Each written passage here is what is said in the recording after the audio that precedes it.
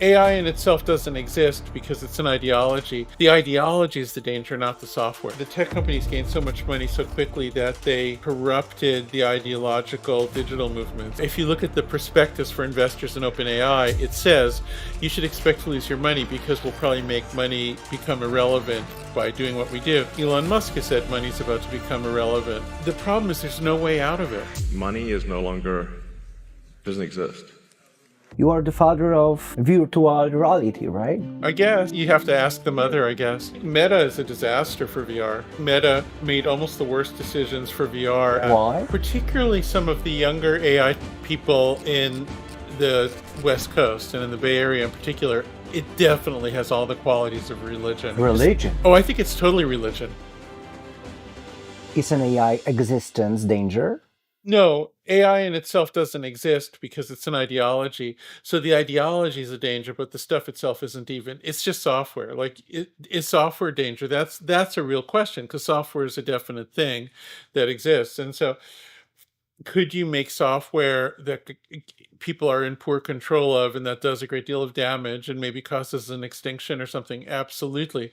Thinking about it as AI only makes damage more likely because you're reducing human responsibility in order to create a sense that the AI is on its own. So the ideology is the danger, not the software. AI is for you ideology, not a technology. How I should understand that? AI is software. We can agree on that.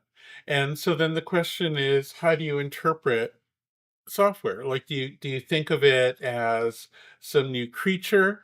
Do you think of it as some form of human collaboration? Do you think of it just as like a machine that sits there?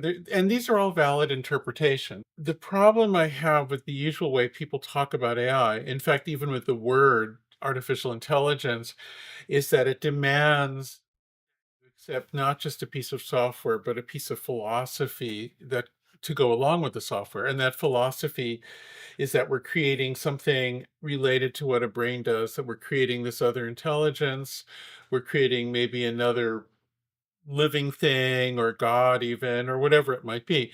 And my point is very simply that you do not need to accept that philosophy in order to use the software. And in fact, I'll even go further than that.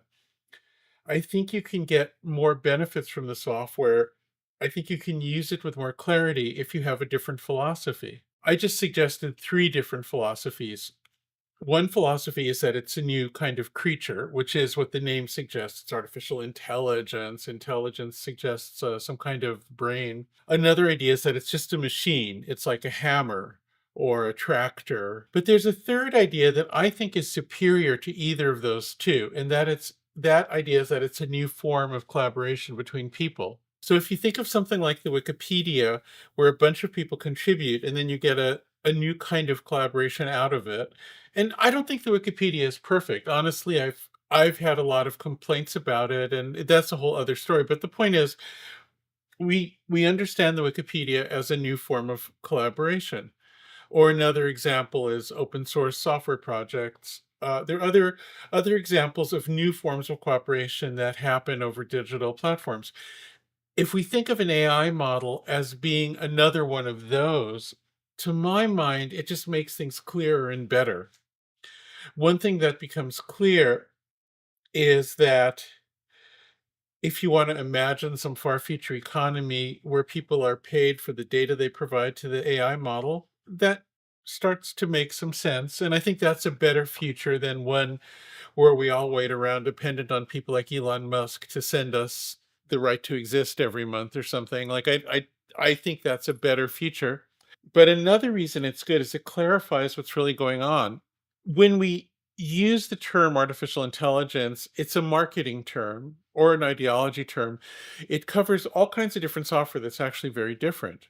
Like the kinds of software that's used for drug discovery is very different from the kinds of software that would be used for a chat. I mean, they're just very different, but we call them both AI because it's marketing, it's politics, it's ideology, it's religion, maybe. But if we just, Religion. oh, I think it's totally religion. Aren't we offending scientists that spend whole life developing AI? Some of them are offended, but these are my friends. These are not people I'm yelling at from a distance. These are people who know what I think, and I see them every day. So, what I would say to anyone who feels offended is that my mentor when I was young was Marvin Minsky, and of all the human beings who invented what I think of as the ideology of AI, he's probably the most influential. He did more storytelling for AI than any other person, and he loved that I disagreed with him. He loved the argument. And so if Marvin could have loved arguing with me about it and could have loved the idea that people can have very different perspectives, I think somebody who's a student of a student of a student of a student of Marvin also should be able to love this conversation instead of being offended. I hope they can. Do you truly believe call AI a religion? Well, look, a religion is in the mind of the person who believes, right? And so for some people, it is definitely a religion. There's no question that for many people, particularly some of the younger AI people in the West Coast and in the Bay Area in particular, it definitely has all the qualities of religion. They feel it might give them immortality, or it might create an apocalypse and something better might come after the apocalypse. Those are both very religious ways of thinking about something. But beyond that, it's a religion because some of them demand that you believe the same thing and think that if you don't believe the same thing, you're sort of committing a sin. There's this idea that planning for whatever religious scenario you believe in, which might be an apocalypse or immortality or something like that, that planning for that becomes the most important thing, and anything else, like serving people today, becomes less important. Uh, so you see a lot of arguments that, like, helping people who are hungry today is not important because what's more important is bringing about the superintelligence, or worrying about climate change today is not important, and what's important is bringing about the superintelligence because everything will be transcended then anyway. So it's this preference for a belief-based, almost pseudo supernatural kind of scenario, as opposed to concrete things that people can actually do to improve their circumstances. That feels like a religion Ian to me. LeCun, one of the fathers Yeah. of AI, he said that human intelligence is specialized, not general. Demis Hassabis, Nobel Prize winner, argues that brains are general learns under theoretical computations. Where do you stand on this? The first thing to say is we don't actually understand how brains work or what they do exactly. So if I'm speaking as a scientist, which I think I should in this circumstance, I think the number one job of a scientist before anything else is to admit when you don't know something. If you can't admit when you don't know something, you've abdicated. You've refused to be a scientist from step zero. You can't even do anything. You've paralyzed yourself. So there are still unknowns, and we don't know how to think about the unknowns. We don't know whether in 100 years or 1,000 years, we'll think back on this time and think, wow, they knew hardly anything. Or maybe they'll think back on us and think, wow, they really got close. I have no idea what that'll look like. Um, I don't know how to reconcile general relativity and the standard model. I don't know how to do it. Nobody does. Lots of cool ideas. We don't know how to do it. That's an unknown. With brains, lots of provocative ideas about brains, lots of interesting ideas, lots of data. Uh, but we don't know how they work. We don't know what a thought is. Anyone who says they do is lying. And so I don't want to lie to you. So to me, this question of compare brains, I just can't even address it honestly, because I feel like to even answer it would be to accept what feels to me to be a paralyzing lie. Because of that mystery.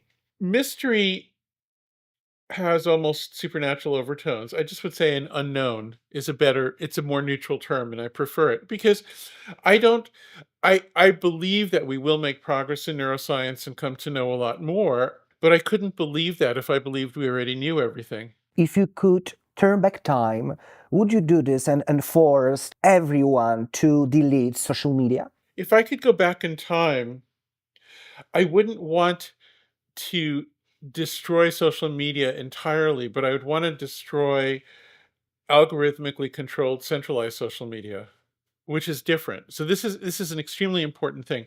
The idea that people can connect online I think is good. And I think overall is a benefit and something that's appreciated by many people for good reasons. And a lot of the reasons people like being on social media or choose to remain on social media are perfectly fine. Where the problem comes in is when people are manipulated by a commercial or power hungry model at the center that's implemented through algorithms that become behavior modification machines. Surveillance capitalism is a particular term that a friend of mine came up with. Shoshana Zuboff, right? Yes, I really like her and I like her work and respect it a great deal. I don't usually use the term surveillance capitalism, and I'll tell you the reason why. It's because there are so many people who, for reasons I understand, are upset with capitalism that they want to wrap all the modern problems into the very old issue of capitalism. And I think that that is a little bit confusing. Like, I think the issues with algorithmic behavior modification might be modified by capitalism, certainly, or they're part of a very financialized recent version of capitalism. But the issue is that within the ideology of Silicon Valley and the tech companies, money is about to go away anyway. Like, I mean, if you talk to the people who run the companies, a lot of them feel that capitalism is about to be gone because we're going to move to a new era of direct behavior modification as a form of power, and money will go away, and all of that will go away. If you look at the prospectus for investors in OpenAI, it says you should expect to lose your money because we'll probably make money become irrelevant by doing what we do.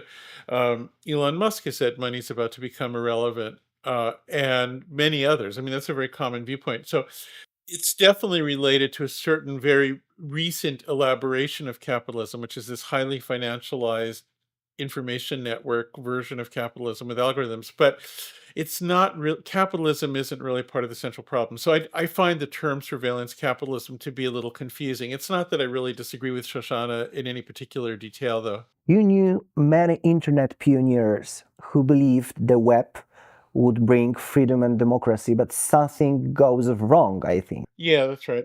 I think one thing that happened is digital technologies captured government and regulations so fast that it undermined aspects of society that would have had to have remained intact in order for it to be of the kind of benefit that many of us thought it would be. The digital world got a total exemption from any responsibility for what happens online. In the United States, this is called Section 230. And I think that was a mistake because it's led to a kind of feeling that people are just a resource to be used instead of customers to be served. It just created a a structure that made a company like Google, which started out very optimistically, into sort of a behavior modification empire and a sort of a force that's probably done more damage than good.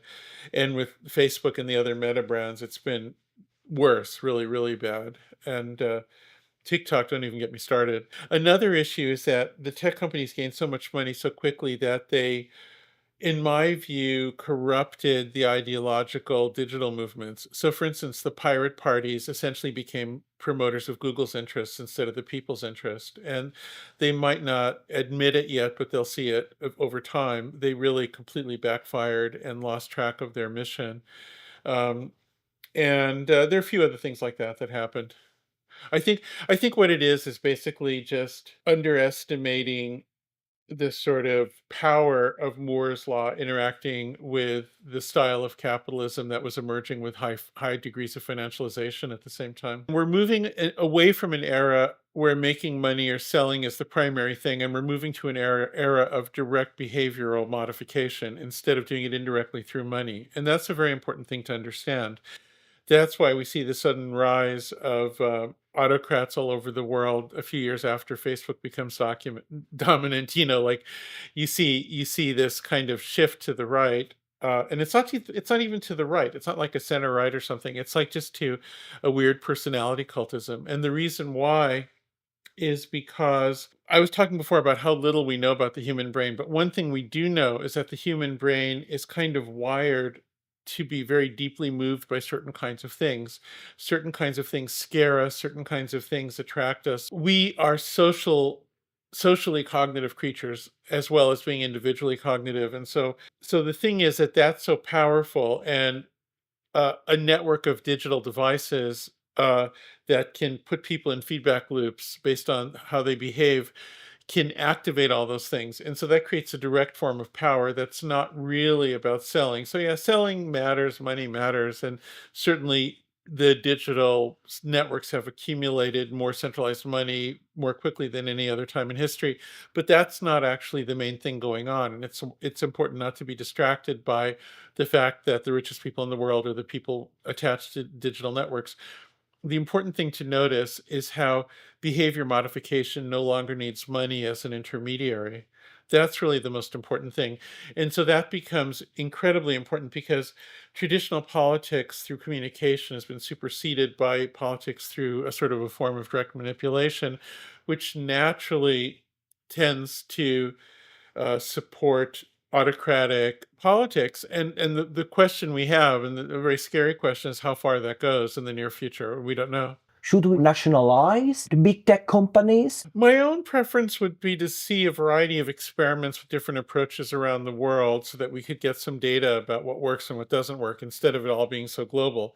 So, another thing that happened, which I regret, is the immediate globalization of the world into a very small number of nation associated digital empires. So most of the world's on the American system. China outlaws it and has their own system, which also has reach outside through platforms like TikTok. And Russia, to a maintained a degree of independence as well, but less so.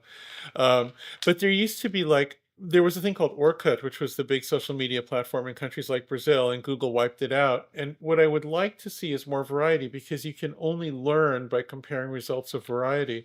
So I think it would be fine to see someplace like Australia just outlawed social media for kids to a degree. I don't know what that'll actually be like in practice, but the thing is, it's not that I know that that's the right idea or that I'm going to say, yes, yes, they're doing the right thing, but it's more, I'd like to see a world of experiments. I'd like to see just differences so that we can say, wow, that really worked, or what a disaster. I'd like us to be able to get some But comparison. is it too late? No, I don't think so.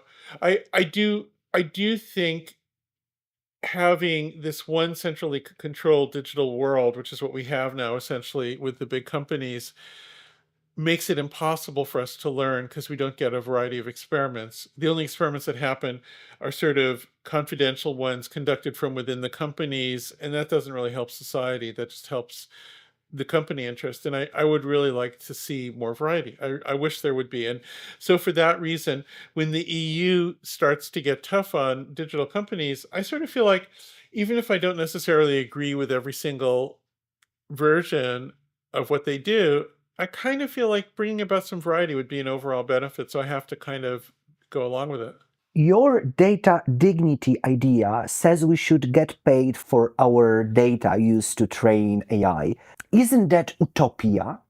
Well, privacy is a different concept. In fact, one of the interesting criticisms of data dignity is from the privacy people because they're saying if people are paid for participation in some kind of information economy, intrinsically that means that their data isn't private anymore because they're participating in an economy, and isn't privacy more important? And it's a very interesting critique. And my answer is that there's no perfection in this life. And maybe the closest we could get to a resolution was one where people have the ability to choose where they want to be and some sort of trade-off between economic participation and privacy. But we have a fundamental dilemma here. We have a dilemma that's ancient, it's not modern, and it's profound. And it's very hard to find new solutions to this dilemma. And the dilemma is very simple. If you're dependent on a powerful person for the ability to live, that's a problem because that powerful person might turn out to be somebody who's horrible or insane or something, right? If you have a wonderful, benevolent dictator, if you're lucky, it's okay, but often you're not lucky. And we've seen that in history. So instead, we want some kind of way for people to have a bit of self determination, self responsibility.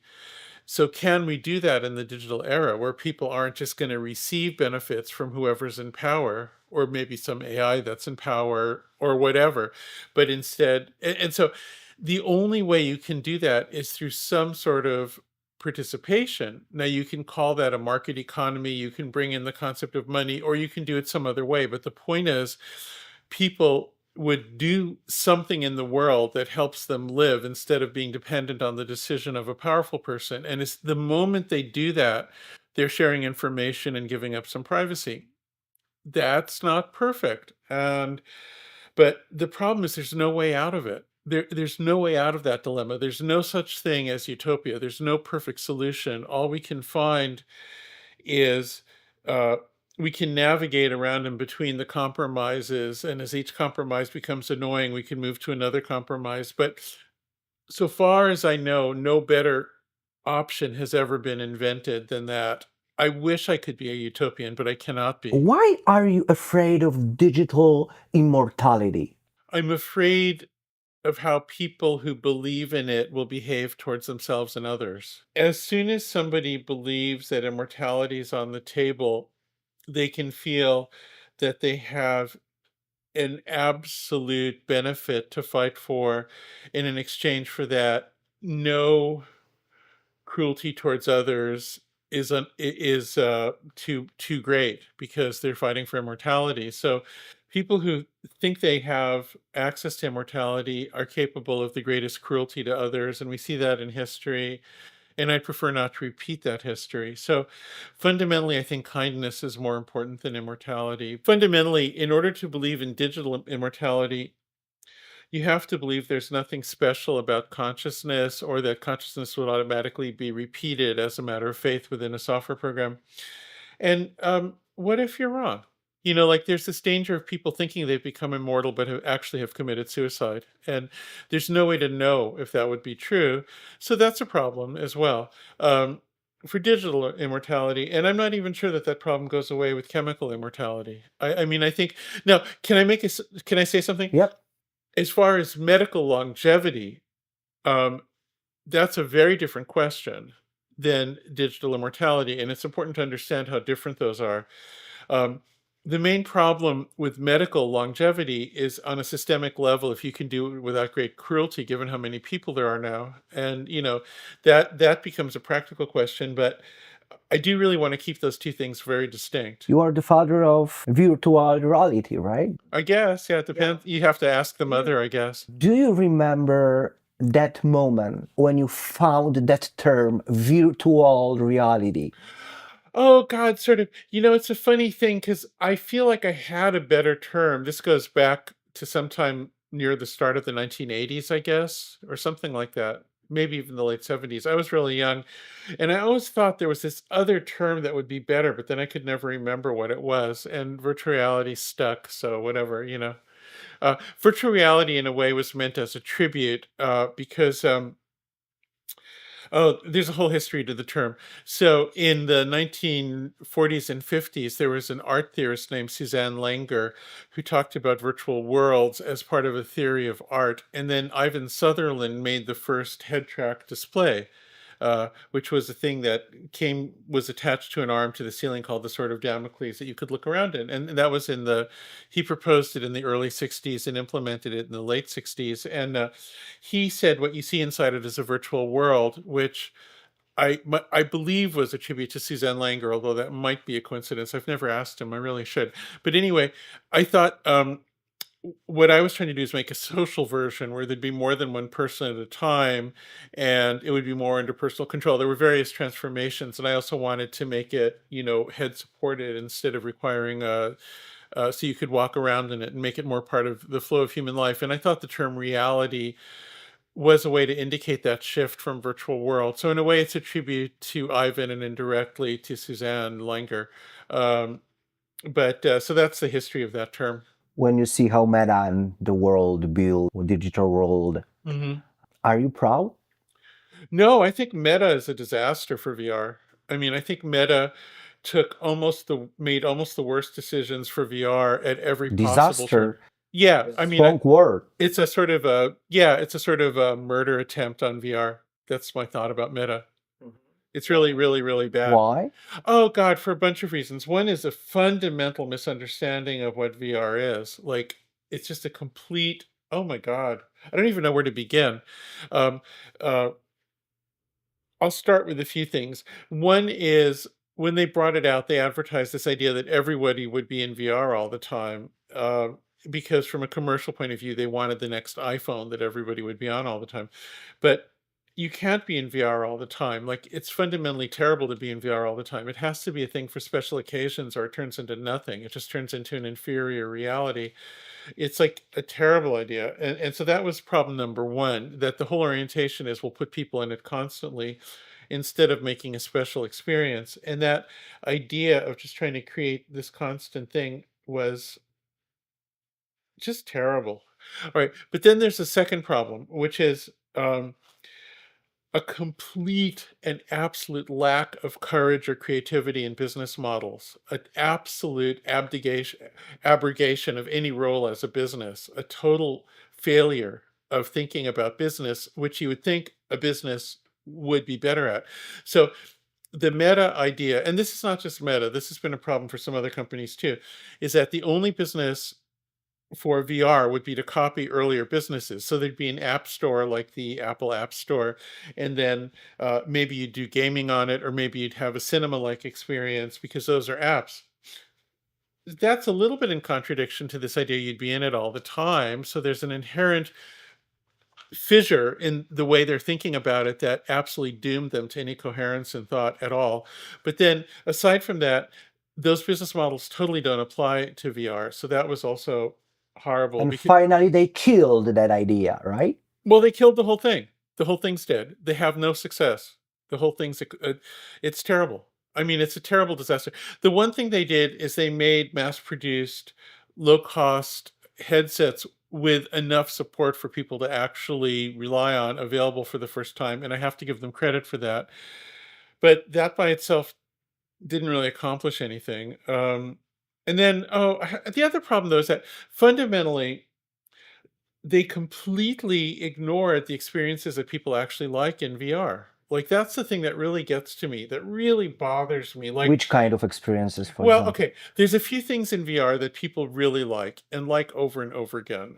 And I've seen this over decades, and they're not supported particularly in Meta. There's little tiny hints of them, but only in the corners and only half-heartedly supported, and often by underfunded third parties. Like, it's so one thing is being able to change your own body and turn into different animals. That's a fundamental thing you can only do in VR, and people adore it.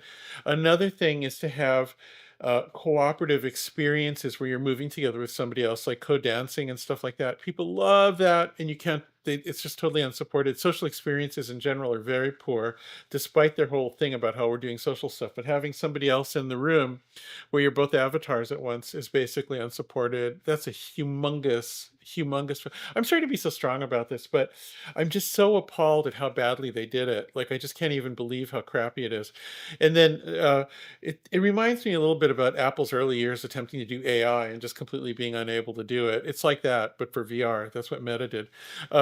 Or another example is what the best thing in VR is being able to make stuff yourself, being able to change the world. So you feel the power of a world that you can actually make.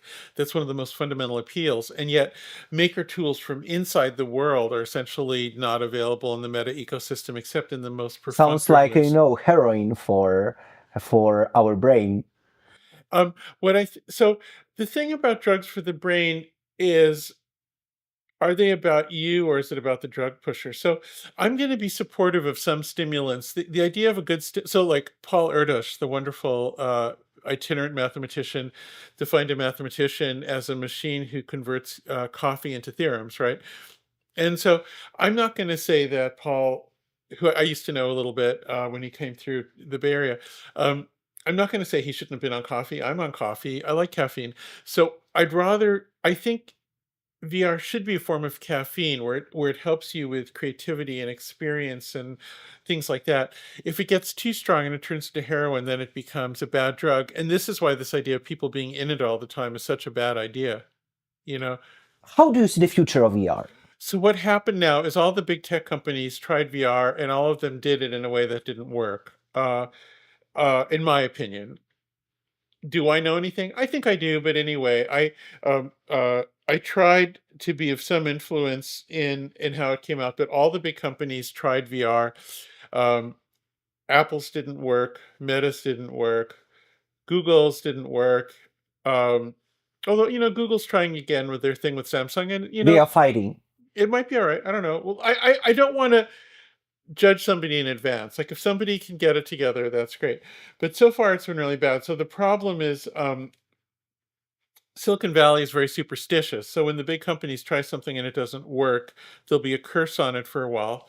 If the Google one works out or some other one, great. And I'm very open to it. I love the idea that it would, but it might be a while to overcome the curse. But it'll come back because of just fundamentals. I think people like it when it's done well, and it'll come back.